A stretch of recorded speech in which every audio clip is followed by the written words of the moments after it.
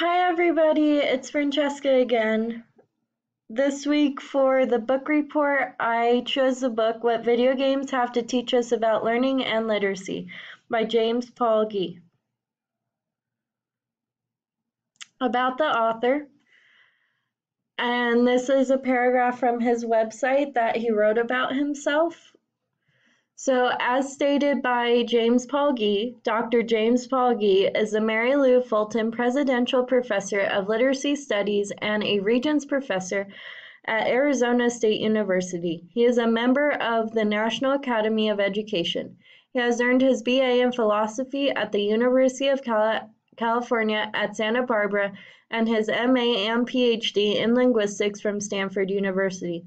He has been a faculty member at Hampshire College in Amherst, Massachusetts, Boston University, University of Southern California, Clark University in Worcester, Massachusetts, and the University of Wisconsin-Madison. He works in both linguistics and education. And here's a list of books that he has written from 1990 to 2017. Introduction.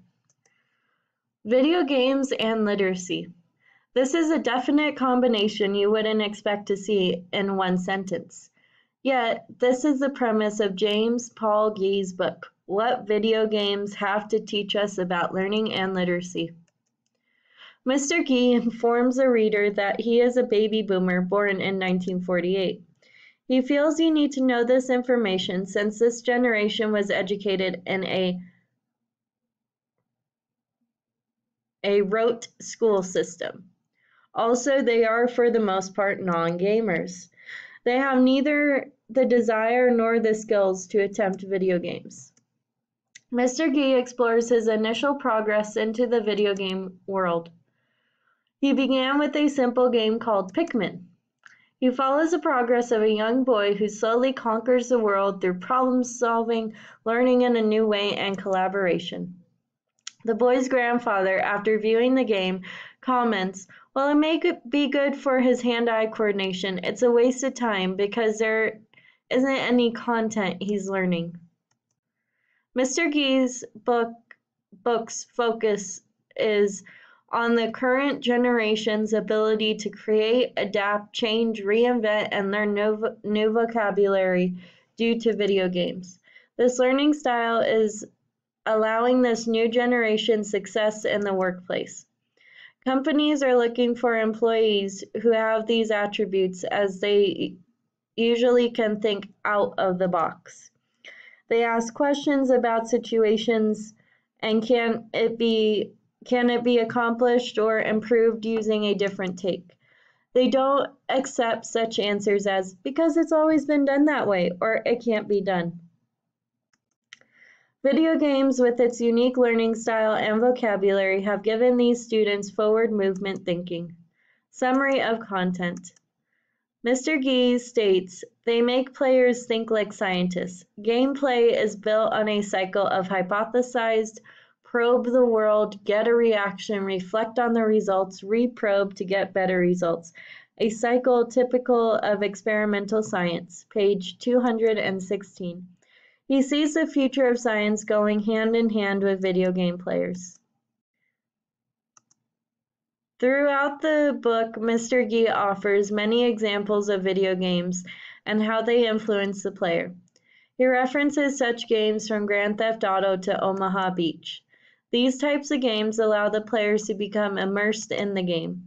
They force the player to adapt and change in order to complete the game.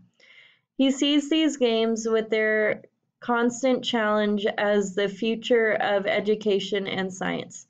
Here's a picture of Grand Theft Auto, and here's a picture of Omaha Beach. One has only to watch the TV show The Big Bang Theory to realize that these characters are always bringing their theories into the real world. They overlap with science, fantasy, and reality. They introduce others outside their circle to expand their identities and learn their semiotic domains. This show brings Mr. Gee's book into the domain of commercial success. Conclusion. Mr. Gee's premise for his book casts a light on the importance of new literacy from video games as a promise for a scientific future. The one area he brought up was how girls seem to lose interest around 14. He hints at the possibility that most games are aimed at boys. Yet he never goes further, nor does he offer a solution. Most current games appear to continue this path. One only has to follow esports to realize all the top gamers are male millennials. Their earnings rivals top athletes in traditional sports, earning anywhere from $500,000 to millions of dollars. They have player names like Flash and Adventure and come from South Korea, China, US to the Ukraine. I don't think when Mr. Gee wrote his book in 2007 he had any idea of the worldwide impact video games would have, nor the monies it would generate. And here's a photo of eGames. Mr. Gee's book almost seems dated due to this new generation and its willingness to embrace video challenges. What does ring true in his book to the current gamers is their ability to challenge, adapt, focus, and progress forward to win the game. They have introduced gamer vocabulary to a worldwide audience, giving them a common language. Thank you.